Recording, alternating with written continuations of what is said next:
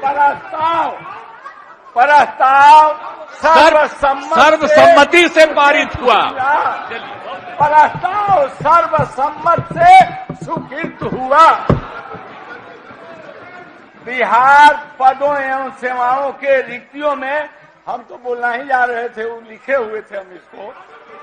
बिहार पदों एवं सेवाओं के रिक्तियों में आरक्षण अनुसूचित जातियों, अनुसूचित जनजातियों, अन्य पिछड़े वर्गों के लिए संशोधन विधेयक 2023 स्वीकृत हुआ। नमस्कार, आप देख रहे हैं न्यूज फॉर नेशन और मैं हूं प्रियदर्शन। बिहार में आज आरक्षण के कोटे को बढ़ाकर 65% करने का रास्ता साफ कर दिया गया।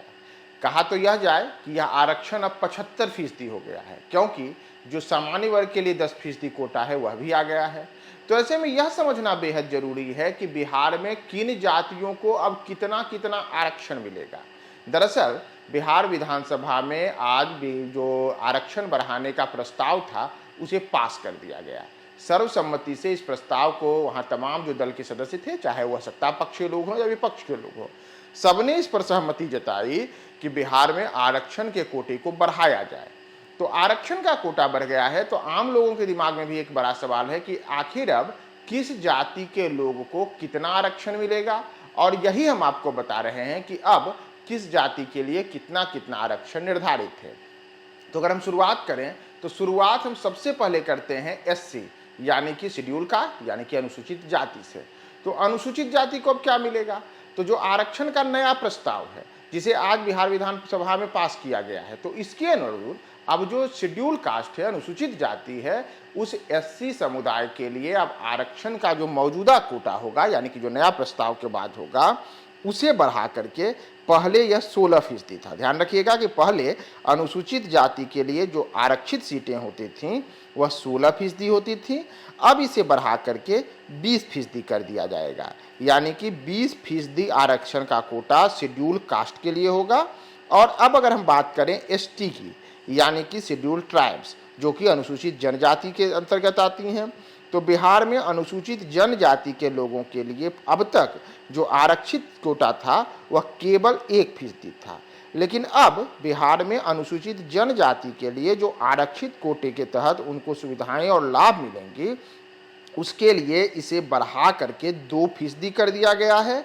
तो जहां एससी समुदाय के आरक्षित क्षण में 4% की बढ़ोतरी हुई है और 16% से बढ़ाकर उसे 20% किया गया है, वहीं एसटी के आरक्षण के कोटे में 1% का बदलाव हुआ है और इसमें 1% की बढ़ोतरी के साथ एसटी के लिए आरक्षण अब 1% से बढ़ाकर 2% मिलेगा।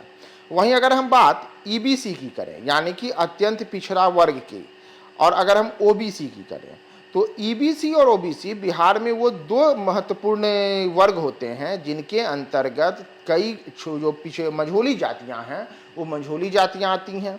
और इन ईबीसी और ओबीसी के अंतर्गत जो अब उन्हें आरक्षण मिलेगा, उस आरक्षण को नए प्रस्ताव के अनुसार 43% कर दिया गया है। यानी कि ईबीसी ओबीसी कोटा के अंतर्गत जो निर्धारित सीटें होती हैं वह अब 43% होंगी। इसे ऐसे समझिए कि 100 में 43 सीटें अब ईबीसी और ओबीसी के लिए आरक्षित होंगी। यानी कि अब अगर हम देखें तो एससी का जो 20% है, एसटी का जो 2% है और ओबीसी का जो 43% है, इन तीनों को जब आप जोड़ते हैं तो इस तीनों को जोड़ने पर यह कुल कोटा होता है 65%।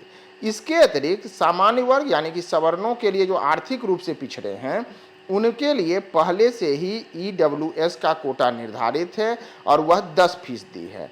तो 10% का जो वह कोटा है, अगर इस 65 में हम 10% का वह कोटा भी मिला दें तो यह मिलाकर के होता है 75%। यानी कि एससी, एसटी, ओबीसी, ईबीसी और उसके अतिरिक्त जो 10% का ईडब्ल्यूएस कोटा है, इन तमाम कोटों को मिलाकर के बिहार में आरक्षण की जो कुल अधिकतम सीमा होगी अब वह पहुंच जाएगी 75%। और इसके अतिरिक्त जो 25% सीटें बचेंगी वह जनरल सीटें मानी जाएंगी, जिसमें कोई भी व्यक्ति किसी भी तरीके से उस सीटों का लाभ ले सकते हैं। तो बिहार में जो ये आरक्षण का नया फार्मूला लागू हुआ है, उसके तहत अब जो आरक्षण का नया जो पूरा का पूरा मसौदा है, जो पूरा का पूरा प्रस्ताव है, उससे जो अलग अलग वर्गों को लाभ मिलेंगे, तो उसके अंतर्गत अब ध्यान रखिए कि अगर कोई व्यक्ति एससी कोटे से आता है, यानी कि अनुसूचित जाति के से आता है, तो उसका आरक्षण का कोटा अब 20% है। एसटी के लिए यह आरक्षण का कोटा 2% है। ईबीसी और ओबीसी के अंतर्गत जो लोग आते हैं उनको अब 43% आरक्षण मिलेंगे, और शेष वैसी जातियां जो कि ईडब्ल्यूएस के अंतर्गत आती हैं उनको जो 10% का कोटा मिल रहा था वह भी मिलेगा। और कुल इस तरीके से 75% सीटें बिहार में आरक्षित हो गई हैं, और मात्र 25% सीटें ही बची हैं जो कि जनरल कैटेगरी में आएंगी, यानी कि सामान्य है, उसमें कोई भी व्यक्ति किसी भी चीज के लिए उसके तहत अपना लाभ ले सकता है।